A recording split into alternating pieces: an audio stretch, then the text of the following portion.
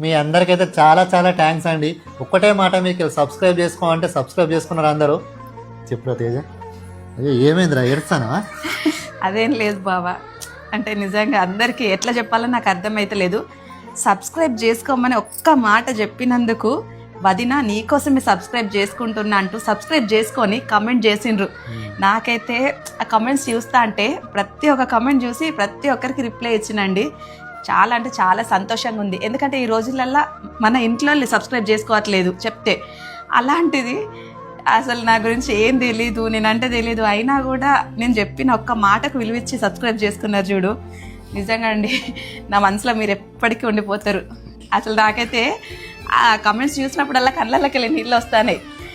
ఏంటంటే మా పాప సరదాగా చేస్తా నాన్నతో కలిసి ఇట్లా అన్నందుకు సరే అని కొంచెం సపోర్ట్ చేసి చెప్పిన నా మాటకు విలువిచ్చి మీరు సబ్స్క్రైబ్ చేసుకున్నారు చూడు. అసలు నిజంగా నిజంగా థ్యాంక్ యూ అంటే థ్యాంక్ యూ సో మచ్. ఇంకా ఇంకా ఇంకా ఇంకా కావాలని కూడా నేను చెప్పా. ఎందుకనంటే చాలు, నాకు ఇది చాలు, ఇంతకంటే వద్దు. మీ అంటే నా మీద మీ అభిమానం ఎంత ఉందో నాకు అర్థమైంది. చాలండి, ఇది ఈ జన్మకు చాలు, అంతే.